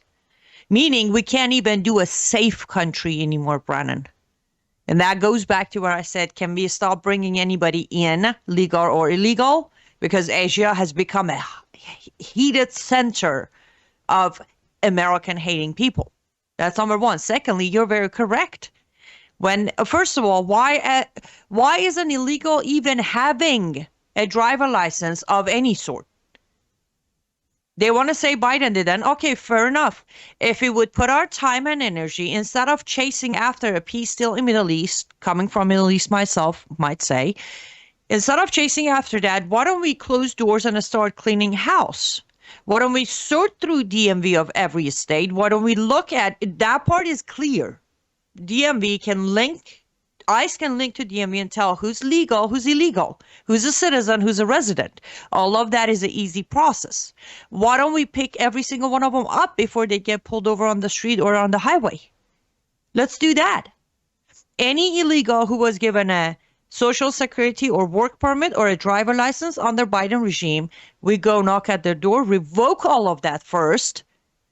Because as an illegal, you legally, by constitution, you do not have the right to hold a social security or a driver license. You can have identification of a state ID. Even with that, you have to have an A number. So let's clean it up. And yes, I can give you 25 different scenarios of how they can use these trucks to inflict major damages wherever they are. Well, let me show you. This is what I found over the weekend. I don't know if you've seen this video or this report. Look and listen to this about this semi-truck parked at a hotel. Yeah, I don't know exactly how this is. Oh, I got other audio going on. Let me fix that, guys. Take that down. Right, that take care of it? I did not take care of it. Did that take care of it? Okay, now watch this, guys. I got too many tabs open with audio. Okay, listen to this. Watch. And hundreds of people were evacuated and dozens hospitalized after a chemical spill outside Oklahoma City. Authorities say a tanker truck carrying 25,000 pounds of ammonia was leaking while parked outside a Holiday Inn. Police say the cause of the leak might be a mechanical failure or a faulty seal. Around 500 people were evacuated and sheltered in place. Orders were given to nearby residents. Those have now been lifted, and officials say it could take days to clean up the ammonia. Now, look at that. Now, I went on to read that article. I found that over the weekend, by the way. And the article actually talks about how many people were injured. 70 miles west of Oklahoma City is at a hotel parking lot. The report I read, there were several people that had to be rushed to the hospital. Mm-hmm. The majority are in stable condition. One was five who were airlifted. Okay? 45 people were hospitalized. 45 people were hospitalized. 5 were airlifted. Oklahoma City Area Hospitals, police said. The majority are in stable condition, though several remain in intensive care. Now, approximately 40 officers were exposed to this ammonia, with 5 sustaining chemical burns to their airwaves. Many first responders were treated at the scene, police said. I mean, this is supposedly just an accident.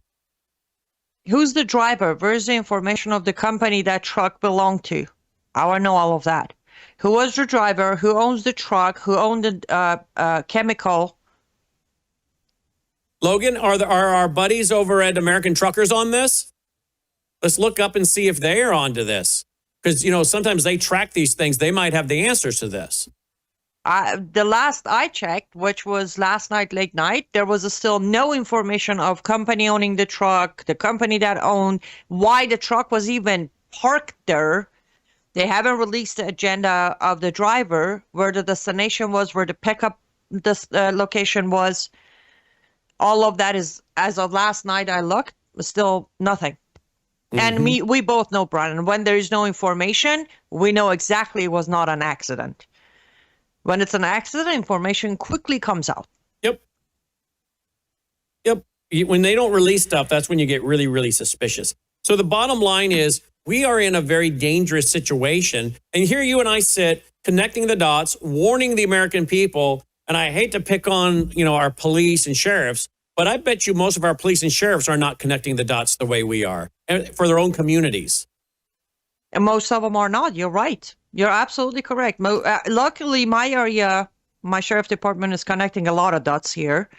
They're even doing investigation into some of the Muslim communities and areas and a mosque here.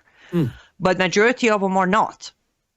And I want to just add something I kind of forgot, but then it hit me again when you were talking about the IRGC, the housing and all of that. Don't forget, Fort Worth, Dallas in Texas, and Los Angeles, California have plenty of the Iranians with ties to the regime and IRGC. And when I say plenty, I'm talking thousands of them. So on that map, you might see the areas, but you can count on every single one of these people's homes to become a safe house, a weaponry storage for IRGC when needed. When I was in Dallas, I couldn't believe my own eyes looking at these people who I knew by face from relations to heads of Iran's regime. They're walking around shopping in Dallas malls like they were born here.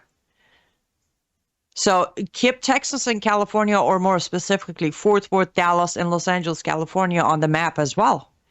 Remember that the woman who tried to stab an American in Las Vegas in revenge of Qasem Soleimani. She was from LA.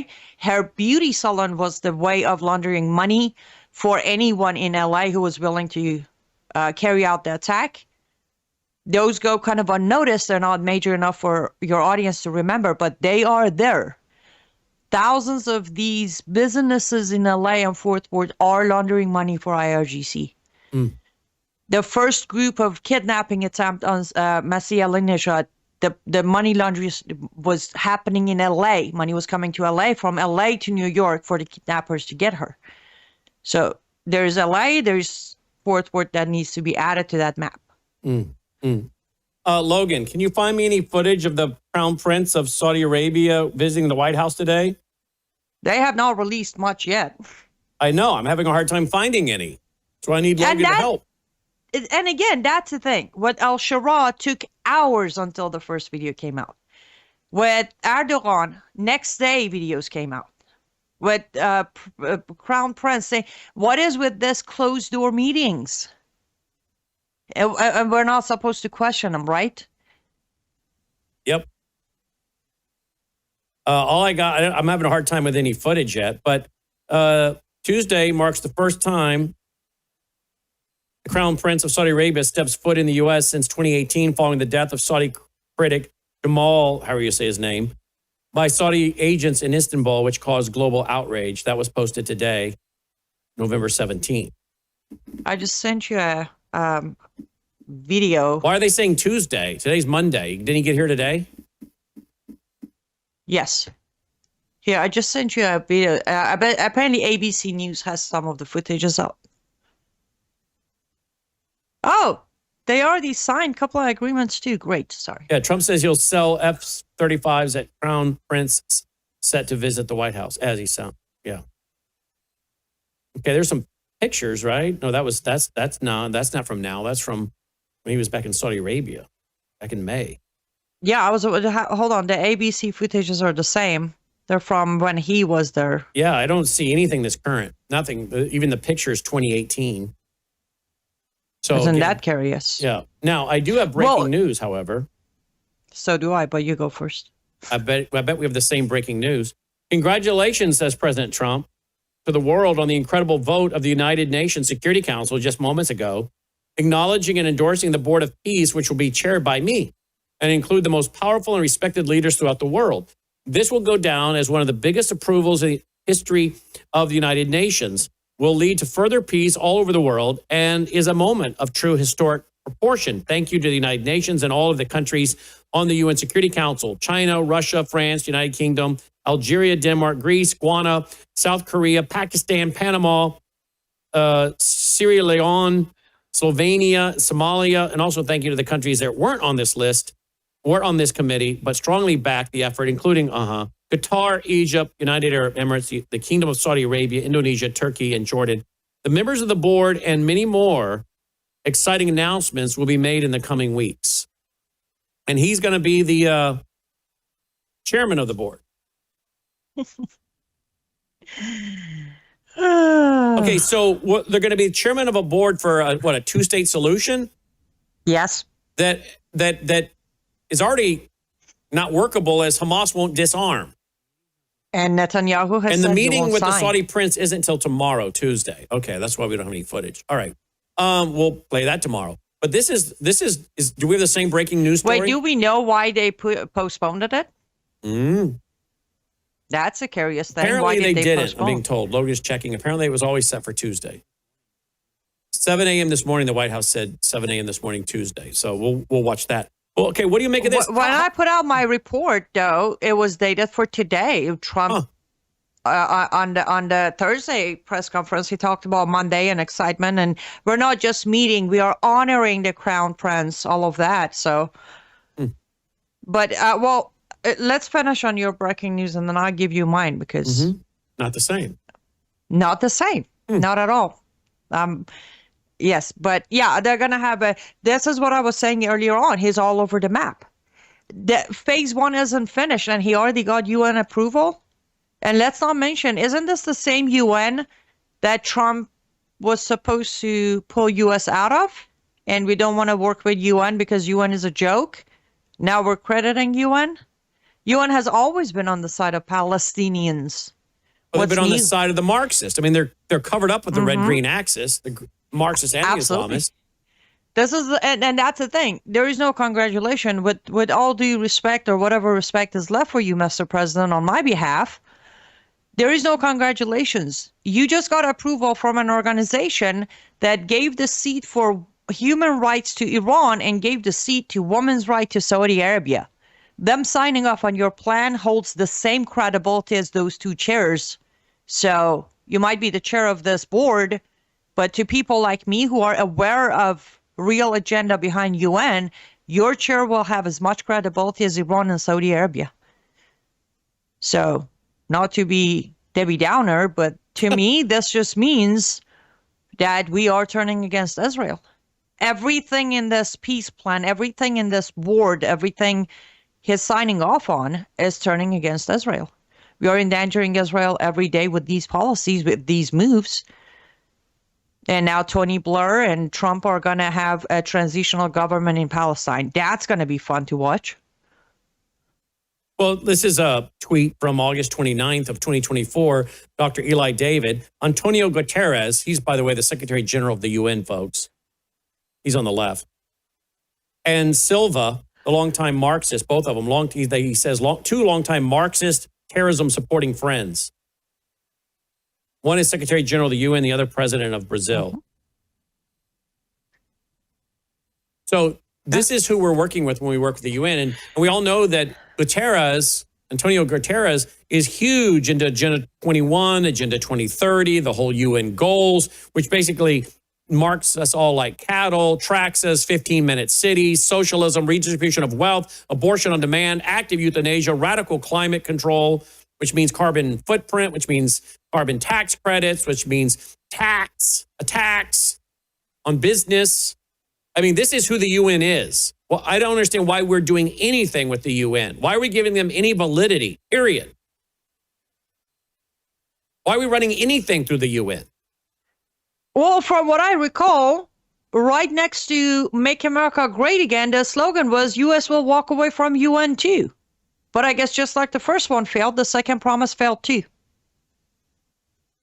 Now we're like, I'm trying to control my anger right now.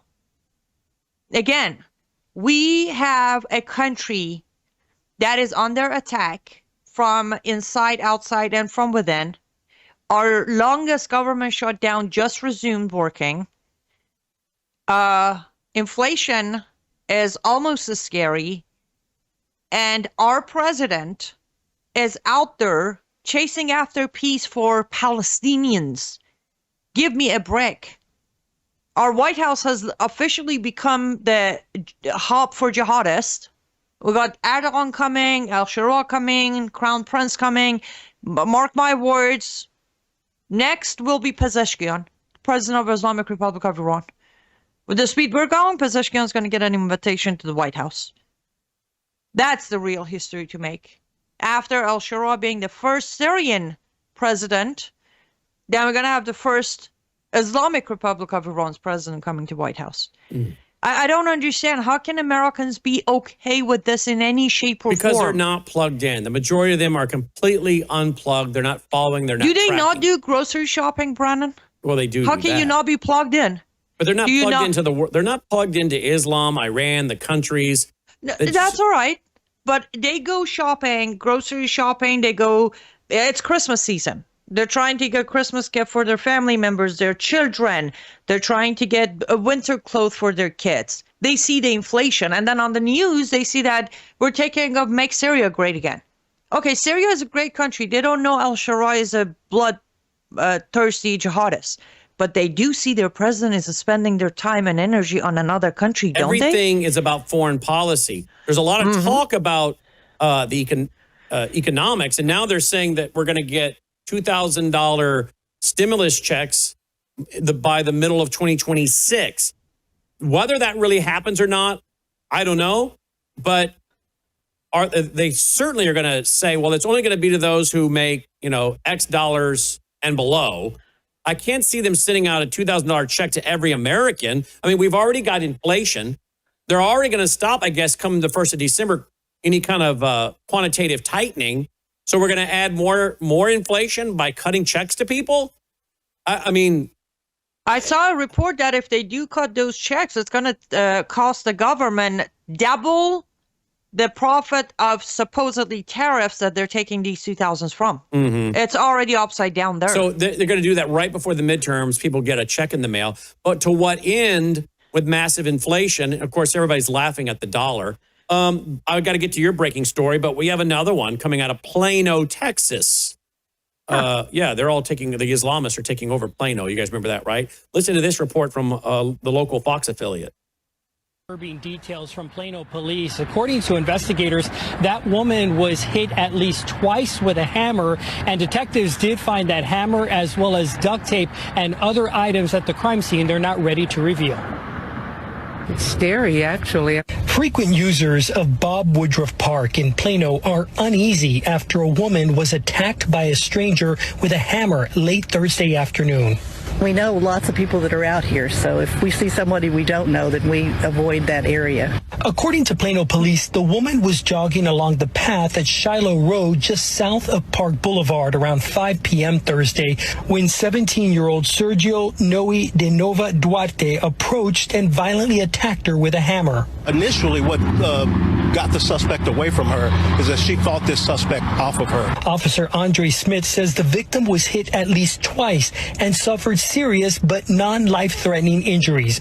Duarte ran off but was caught later that night. There was evidence left at the scene that led us to a person of interest, and about 4 hours later, right at about 9 o'clock, we took an individual into custody. Officer Smith says that evidence recovered at the park included the hammer, duct tape, and other items that police do not want to disclose at this time. Now, this guy is not a Muslim, but he's reportedly, according to reporting from Fox, he's a 17-year-old illegal migrant from Mexico. Yep. And duct tape.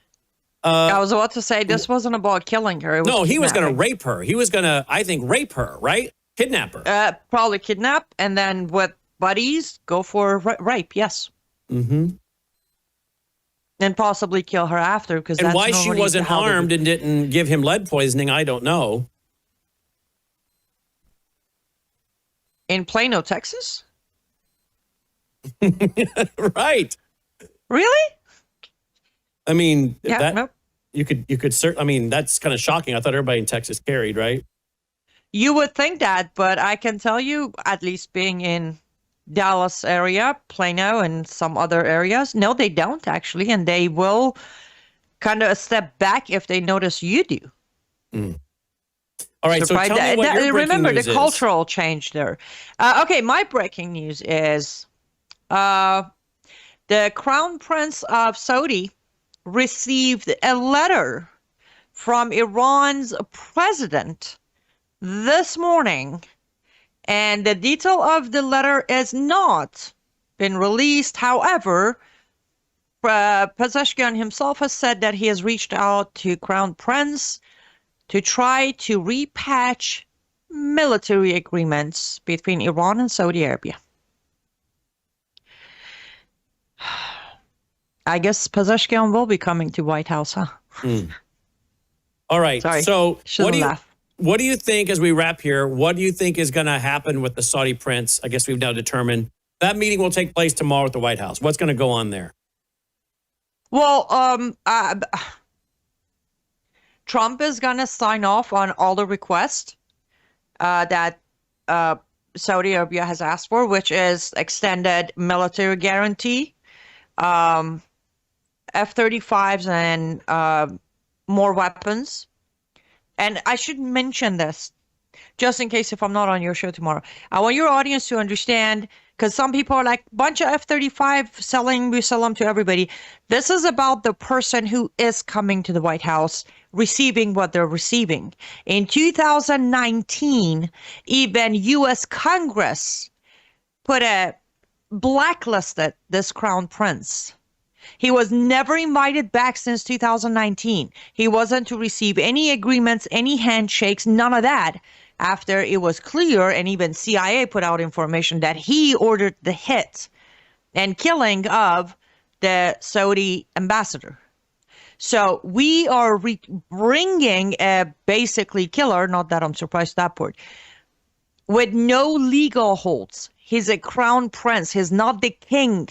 He's not the president. He's not the prime minister. He's just a crown prince. And Trump is legitimizing his power, inviting him based on what Trump said himself. We're not just meeting, we're honoring the crown prince. And then he's giving him military deals. That's where my problem lies. I know we've been selling weapons to Saudi Arabia forever. That's not the problem. Well, it is a problem. We shouldn't do it. But the problem is who's coming on the long list of those who shouldn't be invited to our White House. Now, I believe Trump needs to deliver, Brandon, for Saudi Arabia to sign or join the Abrahamic Accord and the peace deal. He needs to deliver. He's going to give Prince tomorrow everything he's asking. Everything.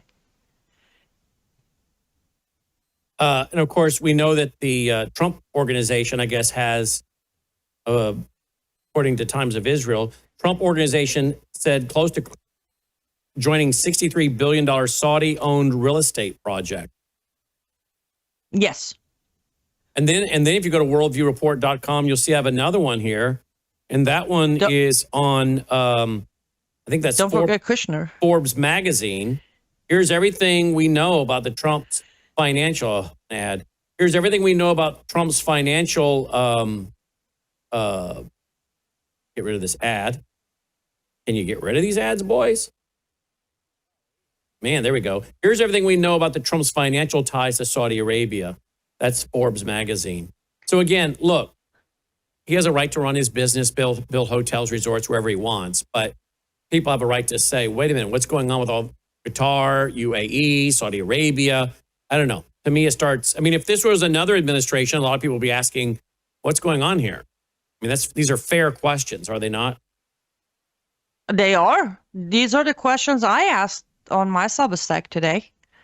Why are personal businesses, and at least I phrase it as, Trump's inner circle should not be in the room when we're doing business for the country.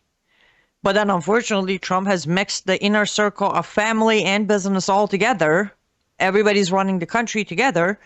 So we can at least ask, not that we're going to get answers. Clearly, we're not going to get answers. But yes, Saudi Arabia. And again, it's not even about Saudi Arabia. It's the prince himself. Like this guy, I guess I shouldn't push too much. Al-Shara came here and nobody minded. Why would anybody mind Prince? Because it's not as bad as Al-Shara. But bottom line is, I'm sorry, there's way too much mix up going on with Trump administration. Mm-hmm. The Kushner involvement, the Qatari involvement, Saudi Arabia involvement, now Syrian involvement. This is all going. We're going to pay the price. We are going to pay the price. Well, they can wake up now or they can wake up later, but there you go. All right, liveuptofreedom.substack.com. It's all there. The Crown Prince, a red carpet, and a risk America can't ignore. There you go. Liveuptofreedom.substack.com. Also, 3 p.m. Central every day right here on World YouTube, Anni Cyrus. Anni, thanks for being with us. Absolutely. Thank you, Brandon. Thank you, Annie. All right, guys, that's our broadcast for tonight. Do you appreciate what we're doing? All we're cranking out? Please support us, worldviewfoundation.com, worldviewfoundation.com. We have a lower third for that, worldviewfoundation.com. Please don't forget about us in your end of the year giving. It's vital that we have your support. How about the Dolly cam before we go? Everybody wants to check in with Dolly. Hello, Dolly. Dolly cam is black. It's not working for some reason. Well, then you better come over here. Come on over here and say good night. Say good night, Gracie. That's way over a lot of people's heads. If you're, oh no, that'd be George Burns.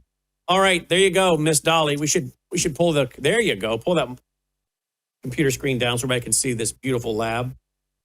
Yeah, you're a good girl, aren't you? All right, that's our broadcast for tonight. As always, we are Dolly approved, aren't we, Dolly? Dolly approved. And look at again, these white teeth, beautiful white teeth. Look at those. Woo! That Gatatana, girl. It's that Gatatana. Get your dog on Gatatana like we got Dolly. And I'm on Gatatana too, you know that. MelissaHouseGPA.com. You love having your back scratched, don't you? Melissa House. MelissaHouseGPA.com. I'll give you 5 minutes to stop doing that, Dad. Mm-hmm. What else do we got, guys? All kinds of products at worldviewstore.com, worldviewstore.com. So check it out. Roll the music, boys. Let's call it a night. By the way, I'd be stacking up on the freeze-dried food. I've got about 3 years worth. Not only, you shedding, girl. Shedding on me. Not only to have for emergencies, World War III, cyber attacks, whatever else, terrorist attacks, but to barter with. I mean, I'd be stocking up, folks. It's all there. Worldviewstore.com. Or you can stay in the dollar that's going down. Or you can put it into something that's actually tangible that you can eat, as well as barter with. Worldviewstore.com. Thanks for watching. May God save America. Take care.